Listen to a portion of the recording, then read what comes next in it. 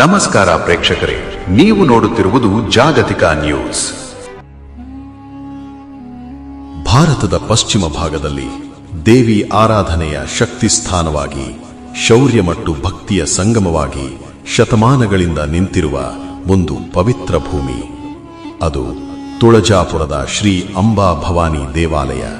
ಇಂದು ನಾವು ನೋಡುತ್ತಿರುವುದು ಕೇವಲ ಒಂದು ದೇವಸ್ಥಾನವಲ್ಲ, ಇದು ಒಂದು ಇತಿಹಾಸ, ಒಂದು ಜನಮಾನಸ, ಒಂದು ಜೀವಂತ ನಂಬಿಕೆ. ಮಹಾರಾಷ್ಟ್ರದ ಧರಶಿವ ಜಿಲ್ಲೆಯಲ್ಲಿ ನಿಂತಿರುವ ಈ ಕ್ಷೇತ್ರ ಹಿಂದೆ ಸೋಲಾಪುರ ಪ್ರದೇಶದ ಭಾಗವಾಗಿತ್ತು. ಮಹಾಶಕ್ತಿಪೀಠಗಳಲ್ಲಿ ಒಂದೆಂದು ಭಕ್ತರು ನಂಬುತ್ತಾರೆ. ತುಳಜಾಪುರ ಸ್ಥಳದ ಮಹತ್ವ ನೋಡುವುದಾದರೆ, ತುಳಜಾಪುರ ಸಹ್ಯಾದ್ರಿ ಪರ್ವತ ಶ್ರೇಣಿಯ ಪೂರ್ವ ಭಾಗದಲ್ಲಿ ಸಾವಿರಾರು ವರ್ಷಗಳ ಧಾರ್ಮಿಕ ಚಟುವಟಿಕೆ ಕಂಡ ಭೂಮಿ. ತುಳಜಾ ಎಂಬ ಹೆಸರು ಪುರಾಣಗಳಲ್ಲಿ ಉಲ್ಲೇಖವಾಗುವ ತುಳಜಾ ಋಷಿಯ ತಪೋಭೂಮಿಯಿಂದ ಬಂದದ್ದು ಎನ್ನಲಾಗುತ್ತದೆ. ಇದು ದೇವತೆಗಳ ತಪಸ್ಸು ನಡೆದ ಸ್ಥಳ, ರಾಕ್ಷಸ ಸಂಹಾರ ನಡೆದ ಸ್ಥಳ ಮತ್ತು ಶಕ್ತಿಯ ಅವತಾರ ವ್ಯಕ್ತವಾದ ಸ್ಥಳ.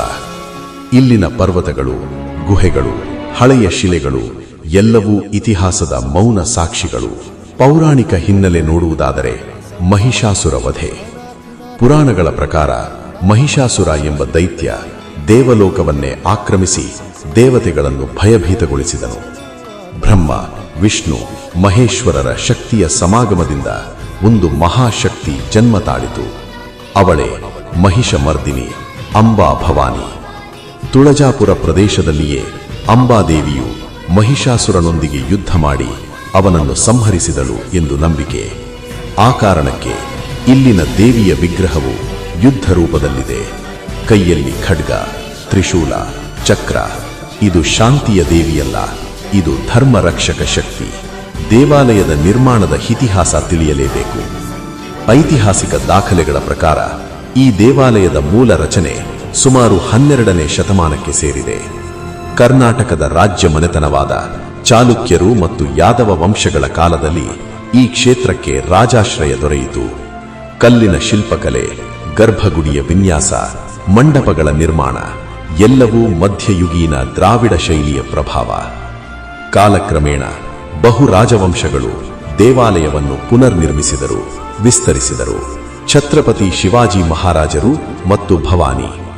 ತುಳಜಾಪುರ ಎಂದರೆ ಛತ್ರಪತಿ ಶಿವಾಜಿ ಮಹಾರಾಜರ ಹೆಸರಿಲ್ಲದೆ ಇತಿಹಾಸ ಪೂರ್ಣವಾಗುವುದಿಲ್ಲ. ಶಿವಾಜಿ ಮಹಾರಾಜರ ಕುಲದ ದೇವತೆ ಅಂಬಾ ಭವಾನಿ.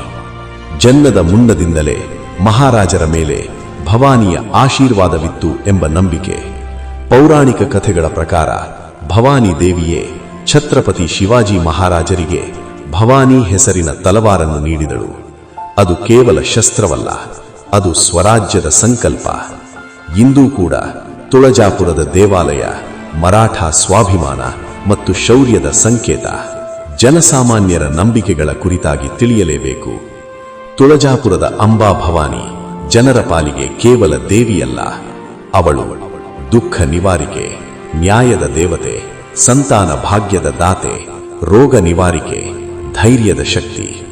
ಇಲ್ಲಿ ಬರುವ ಭಕ್ತರು ಹೇಳುತ್ತಾರೆ, ಅಂಬಾ ನಮ್ಮ ಮಾತು ಕೇಳುತ್ತಾಳೆ.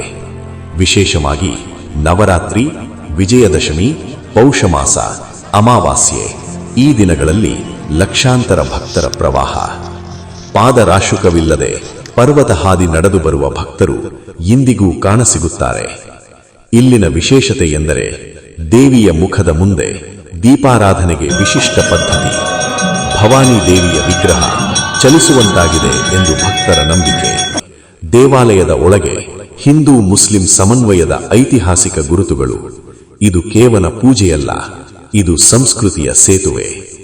ಕೊನೆಯದಾಗಿ ಹೇಳುವುದಾದರೆ, ತುಳಜಾಪುರದ ಅಂಬಾ ಭವಾನಿ ಅವಳು ಕೇವಲ ಪುರಾಣದ ಪಾತ್ರವಲ್ಲ, ಅವಳು ಎಲ್ಲಾ ಸಮುದಾಯಗಳ ಜನಮನದ ಶಕ್ತಿ, ಶೌರ್ಯ, ಧರ್ಮ, ಧೈರ್ಯ ಮತ್ತು ನಂಬಿಕೆಯ ಪ್ರತೀಕ. ಶತಮಾನಗಳು ಬದಲಾಗಿದೆ, ಆದರೆ ಭಕ್ತಿಯ ನಂಬಿಕೆ ಇಂದಿಗೂ ಅಚಲ. ಇದು ದೇವಸ್ಥಾನವಲ್ಲ, ಇದು ಒಂದು ಜೀವಂತ ಇತಿಹಾಸ. ಇಂತಹ ಇನ್ನಷ್ಟು ಪೌರಾಣಿಕ ಇತಿಹಾಸ, ಸಂಸ್ಕೃತಿ, ಧಾರ್ಮಿಕ ಡಾಕ್ಯುಮೆಂಟರಿಗಳಿಗೆ ನಿಮ್ಮ ಜಾಗತಿಕ ನ್ಯೂಸ್ ಚಾನೆಲ್ ಅನ್ನು ಸಬ್ಸ್ಕ್ರೈಬ್ ಮಾಡಿ. ಜೈ ಅಂಬಾ ಭವಾನಿ ಎಂದು ಕಾಮೆಂಟ್ ಮಾಡಿ. ಭಕ್ತಿಪೂರ್ವಕವಾಗಿ ಶೇರ್ ಮಾಡಿ. ನಮಸ್ಕಾರಗಳು.